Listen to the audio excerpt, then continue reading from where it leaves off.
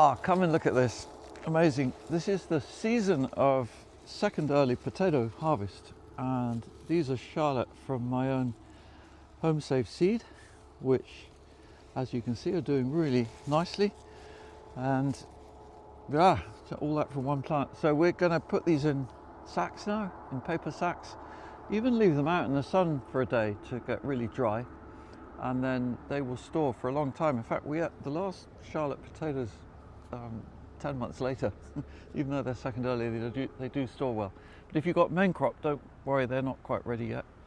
And behind me you can see we're having fantastic squash growth in the warmth that we've had. And those squash have not been watered. No dig really helps to conserve moisture.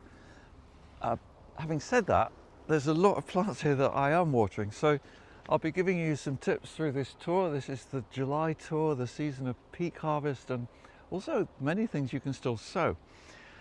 Since we were last here, we did a tour in June, and the asparagus was being picked, and that's how much growth it makes in less than a month since I stopped picking them. And this is a weed. Guess what? It's asparagus. So one of the most difficult weeds for commercial growers of asparagus is asparagus, because they can't spray the herbicide. It's not a problem here, obviously this is organic, so we're just pulling out the asparagus seedlings as they come. So if you get too many asparagus growing close together, you end up with a lot of little spears. You just want the fewer plants for big ones. We are doing a lot of new plantings. So under this cover are beetroot, for example, and they went in about 2 weeks ago. And I put a cover on for two reasons. One is to, in this case, keep rabbits off, because we've got a few rabbits here. And another one is actually the covers do conserve moisture. Here in this bed of carrots that was sown 5 weeks ago, the issue was not moisture, it was seed quality. And there's a patch of lovely green at the far end, that was a different seed compared to these. And if you get something like this, a poor germination, well, I'm just going to hoe these off and replant with a different vegetable. It's getting a bit late to sow carrots now. It is possible actually, just ASAP. This is a beautiful bed of lettuce. We planted on a weekend course here actually, 21st of June, solstice, and all the group just joined in. I was dibbing holes, they were popping in the plug plants, and I plant really small, so it's very quick. And then everyone helped water, and we put the cover on. Only took the cover off this morning actually, and we're starting to pick these lettuce now, and they're very abundant. But I have been watering. So a bed like that of lettuce, and also new plantings that we'll see in a minute, we're giving them a lot of water because they are mostly water. Even these beetroot had a little bit. I don't water beetroot a lot, enough to keep them going really. I don't know when this long spell of dry weather is going to end. This has a bird netting on, which that's very useful against rabbits and deer if you have that problem. It's enough, I find, to keep them out. Obviously mesh wood as well, and this mesh is supposedly against insects, but actually, sorry, you can see, I'll pull it back a bit just so you can see what's going on there with flea beetles. Truly shocking. They are so strong this year, so many of them, and all of that is flea beetle damage. So it's not killing the plants, but it's going to compromise their growth a lot, and we need it to stop soon. Flea beetles normally do much less damage from about the middle of August, so we'll see. And then these new plantings, so this is radicchio, endive, also some lettuce, second planting. We're watering them every day actually, and for about the first week, because of the intense sunlight and dryness of the soil. And because the soil is so dry, like here, this bed was broccoli, and I took it out 2.5 weeks ago, and on that same day I sowed carrots, and I draw drills in the soil like that. You can see there's a nice mulch of compost on the soil. In fact, you still see the broccoli roots there. And I watered the drills and then dropped the carrot seed in there. and then I didn't do any more watering for a week and left it, and then the carrots did start to come up, and I was really pleased about that. So I watered them a bit more, and I forgot about the rabbit. And there's a little rabbit here. I'm quite surprised we haven't seen him this morning actually. He lives in the squash, and hopping out and saying good morning. I forgot about he just grazed all those carrots off, so they all gone, and so I've re-sown. So again, water after sowing this time, and mesh cover on against the rabbit, and every 3 days or so I'm putting more water on those lines. So for getting plants going, watering you need it, and it's quite an issue. We just have a hose. I don't have an irrigation system here. It's a little bit tight this year. This is the driest year I've pretty much ever experienced actually. Well, certainly this time of year, so intense. The heat levels have been here quite high. We've been up to 36.5 degrees one day, 90s Fahrenheit. These runner beans is an interesting one for water, because you can see how they're not setting. All of these potential beans are not. And every so often, there's one, this little truss has one bean on, and that is related to water. It's not misting the flowers or anything. So I haven't been watering these until 5 days ago, and I realised I'm just going to have to get some beans. But it's a good time to start. You know, once your plants start to flower,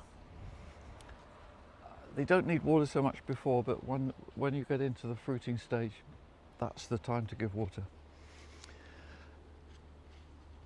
And lo and behold, the pyramid, it's finally finished. It's only just finished under a week ago, and it's got these beautiful doors that are sliding on brass wheels underneath. So the whole structure is made without any metal or anything like that. It's all copper and wooden dowels. Sam is doing some bindweed removal here. So this is classic. Look at this. All of that's good to compost, by the way, but that's how much he's removed this morning. You can see it all coming up there, because this clearly was a lot of bindweed here, and it's only 4 months since we put the cardboard down. So the cardboard's now decomposed under the compost, and the bindweed able to push through. But from my experience of doing this over many decades, if you keep on the bindweed at this stage, using a trowel like you can see there, or hori to get out as much of the root as possible, you don't get out the parent root. That's still there. And it gets more tired as you go, and within 2 years it's gone, because this whole patch here, this was solid bindweed in the first year and still in the second year, but getting less. And suddenly in September 2022 it just stopped, and the roots had run out of energy. So there's still a little bit. It's mostly around the edge, and like these Celeriac, we've needed to remove a bit of bindweed. They're looking good. I'm happy with what I'm seeing there. We've watered them a little, but you don't need to water Celeriac massively at this time. I reckon it's best to start towards the end of August, when it's really starting to swell, if it hasn't rained by then. So watering is such a big factor, but it is really helped by no-dig. No-dig doesn't mean you don't need to water, but it really reduces the amount you need to water, and the compost helps with that. Compost is not peculiar to no-dig or anything. You know, if you're digging, you still need to use compost, organic matter. This is how we make it. So this is dry actually. That's some old weeds and stems that Adam chopped up with the lawnmower. You can see the lawnmower does a great job of making the woody bits smaller. You don't want any bits of wood longer than that, really. Well, wood, that's a sort of woody stem. So it's a mixture of green and brown. I do roughly 3/4 green, 1/4 brown, but that's not written in stone. It could be half and half, green and brown. If you put more brown, it just grows a bit more slowly. Here we had tree leaves are brown, so they're just a little layer on top there to keep in the moisture as well as the plastic. And this heap actually finished only 2 weeks ago, and so you can see it's looking pretty nice, and that is plenty moist enough.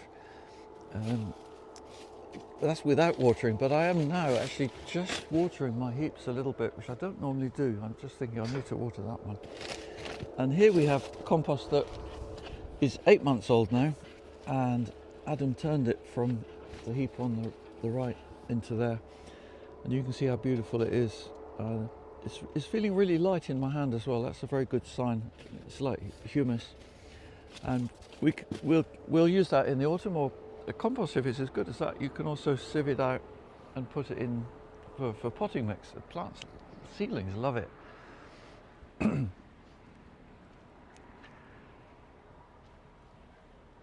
Here the onions are different stages of maturity, so that's long red Florence near us, which are still green, starting to go down, so we'll probably pull them towards the end of this week, whereas the classic round red onions up there are still growing basically. So I haven't watered them, but I'm just waiting for them to drop, and you can see how these are much earlier. That's Rose de Roscoff. It's a yellow onion. Well, it's pink actually. It's got a beautiful pink skin. Very beautiful onion. And the water here is what Adam has just put on from washing salad this morning. So we've been selling salad, and we use the washing water wherever it's needed really, which is most places now. These tomatoes are coming on nicely.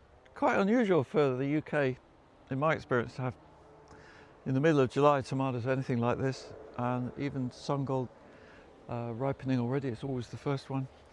Oh yeah, this. Oh, more flea beetle. I just thought I'd show you this to reassure you, because I know that many of you have got flea beetle damage on brassica seedlings. This is just about okay. What you don't want is too many of the new leaves like there to be hit like that. And I thought these covers would do a better job. They did last year. This year somehow it's worse again. And up there I've got a thermocrop cover, which I found last year worked really well. It's a slightly denser mesh, but the Swede and kale under there are looking pretty hammered actually. My main tip, and what I'm doing is raise your brassica plants to be larger. So I'm potting them on to 7 centimeter pots. We can see that in a minute. I just mentioned the Desiree, sorry, so that's Desiree main crop potato, and you can see how that's still pretty green. It would be more green if we'd watered them. We haven't actually watered these, but if you've got main crop potato, it would benefit to water them if you can do that, if you have enough. And likewise here for any new plantings. So this is leeks. It was a very late sowing of leeks. I'd never sown leeks so late. I think it was like the 20th of May. That's Musselburgh and another one called Blatter. We'll see how they do, because they're pretty small for July, but these are not to harvest until next spring, so they've got plenty of time yet. And they're multi-sown like I do for a lot of things. Beautiful tomatoes now, but they are struggling from the heat. Tomatoes don't like it so hot as cucumbers and melons do, but they're hanging in there. I'm watering them twice every 2 days. So I watered yesterday morning, and I'll water again tomorrow morning with the overhead line.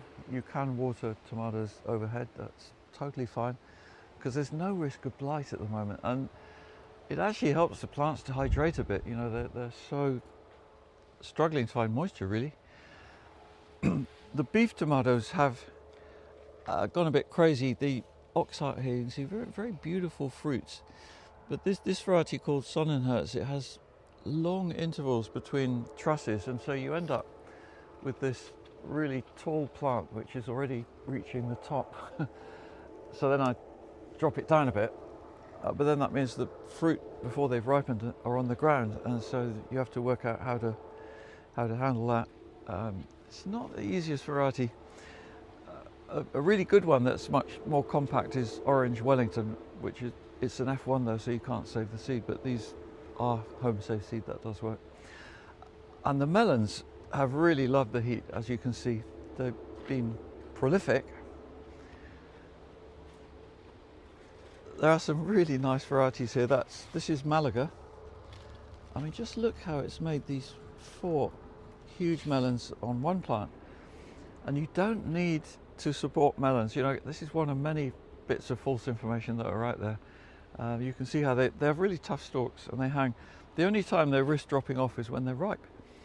So actually it doesn't really matter by then, but if it did happen, you just pick it up. But you can tell when they're ripe by looking at them. You'll see a bit of cracking around the stalk, a bit of going yellow there as well.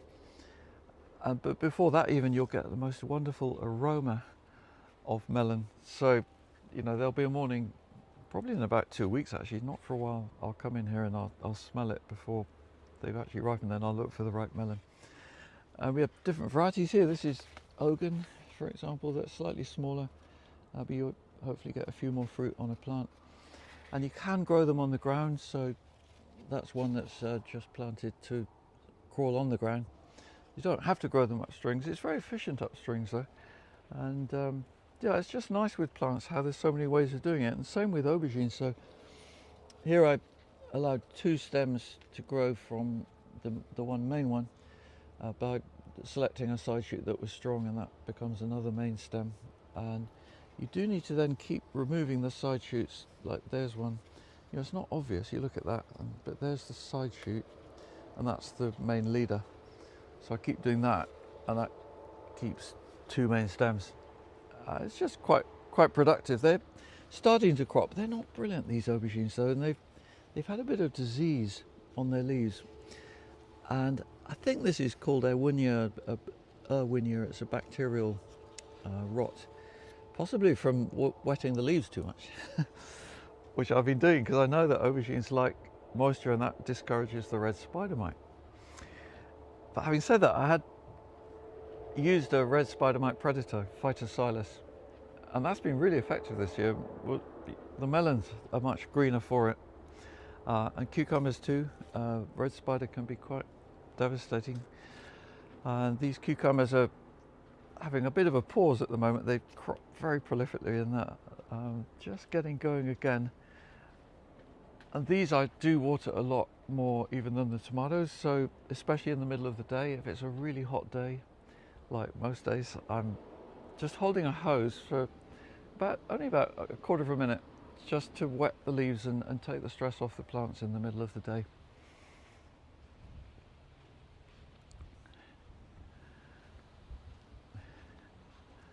The flowers have been amazing, and dahlias just coming into their own. There's one gorgeous dahlia there, the crimson one, which I grew from seed 6 years ago and it's still going.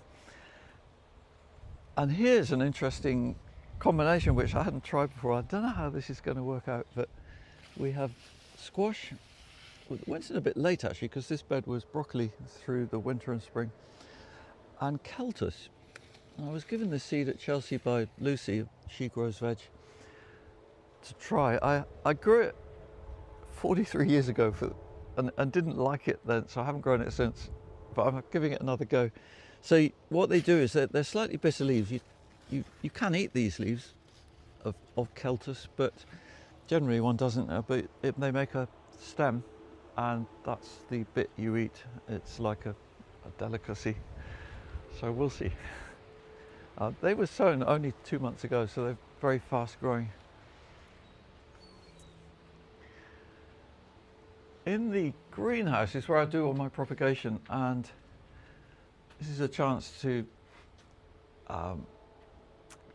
explain what you can sow now. There are so many things you can still sow in the middle of July. It's just possible to sow beetroot. If you don't need big cells, and you can just pop out plug plants like that. These need planting. They should have gone in. I was hoping for rain. It's not going to happen, so we'll need to water a lot. And cabbages, brassica seedlings, I raise in trays like that and then prick out, but you could sow them direct, into small modular cells. These are the ones I designed. You get them from container-wise in the UK, and actually all over the world they're available. So we'll prick those out, and likewise celery. And I had a problem with the celery. I was demonstrating on a course a week ago and left this tray out on the table, and then it didn't get any water the following day, and so I lost a lot of seedlings, but there's still quite a few there. So those little seedlings, they're ready to prick out. But you can sow celery now but don't delay on that. You can also still sow French beans. These are sown in module trays, but it's very effective outside. It's just this takes the stress out of watering for 10 days or so before you pop them in. It's easier to water things, in here. A lot of brassicas you can still sow, like broccoli for next spring, purple and white sprouting. Also Navona, for example, or Romanesco cauliflower, really good. And this is what I do if you want to get them a bit bigger before planting. So a plant like that started in there, and then it goes into a 7 centimetre, 3-inch pot roughly. And that's homemade mix with no feeding. So I don't feed any of these seedlings. So, all those beetroot, amazing growth, that's not fed. It's getting a good mix, and that goes back to the compost that I was saying. If your own compost, the worms, especially by the time the worms have eaten a bit, it's just incredible how much goodness it has. These are endive, really good time to sow endive, either the frizzy or this is broadleaf scarole type. Lettuce, it's getting close to last call for sowing lettuce. This is Maravilla di Verona, really nice variety, and that is ready to go, and you can see how nice developed root system they have. So you can do some serious propagation at this time of year. Even I sowed quite late. It's a bit late now, but early July that was red cabbage, which I then pricked out into that tray, and they'll go in the ground. Well, will they? Normally in 2 weeks' time that I'd plant them out as quite small seedlings, but I'm thinking we might need to be potting them on because of the flea beetle damage. So all of those things. You can also sow fennel and kohlrabi at this time. Brilliant time for both of those to get lovely harvests in the autumn. That really helps to keep your beds full. We're getting gaps. It's water is probably the main limit on what you can do, but see what you can manage, and if you can just keep plants growing, really surviving through this dry spell, then come the autumn, hopefully it rains, you get more abundant growth.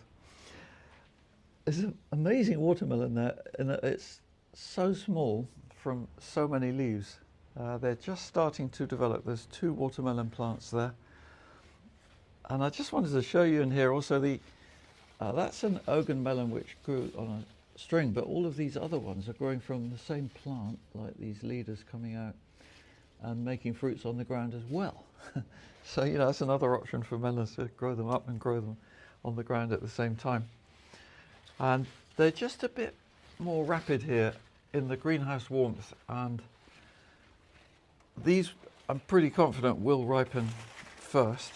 This is Malaga again, and at this stage last year I was starting to lose my leaves to red spider, and they were all going yellow and eaten, and this, you can see how green they all are now, so I'm really happy about that. And that's both helped with the further development of melons. They're a bit later actually as a result, but they'll have better flavour, because you need melons to ripen when the leaves are still green, and that's why late melons, as we go towards the end of September, they don't really work because you haven't got much green or photosynthesis happening at that time. So make a note next year if you haven't got them this far on. These were sown March 27th, so it's before the end of March to sow melons in heat and get them going really early. Tomatoes I sow a little bit before that. These were 10th of March. It's pretty much my sowing date for everything here. And you can see how that's Orange Wellington, how lovely fruits, and it's not too tall a plant. When do you, or how much do you de-leaf? So there's a leaf you can see is starting to go a bit more yellow. I usually see that as a sign that I'll take it off. It's not doing so much for the plant anymore. I'm not manic about de-leafing. I need to keep quite a few leaves on the plant, but it does help also when you de-leaf to see the trusses, and a lot of these trusses, particularly the beef tomatoes, I shorten to not have too many, otherwise you get loads at the bottom and not much going up because the plants kind of run out of juice. So tomatoes, I find a lot of time is needed to grow great tomatoes, which I like doing, but it's certainly a consideration. in a market garden. These celery have been incredible. That's from a February sowing, roughly 20th February. Victoria is a very good variety. And further up we have a later sowing. It was 1st of April and planted in May. And you can see they've got a way to go yet. It's just going to be a nice relay, I'm hoping. Well, this is the dig no dig trial beds, and that's the dig bed. Has the same amount of compost dug in as the compost that I put on top there, same amount. And so far this year we've had 31.3 kilos of harvest from that bed and 36 kilos from the no dig bed. And that's pretty consistent every year. We get about 10%, 12% more through the season from no dig. You're not seeing a lot of difference at that end because it's all new plantings. Here we got some more established plantings. In fact, the onions we're going to pull today. So this is the Rose de Roscoff multi-sown.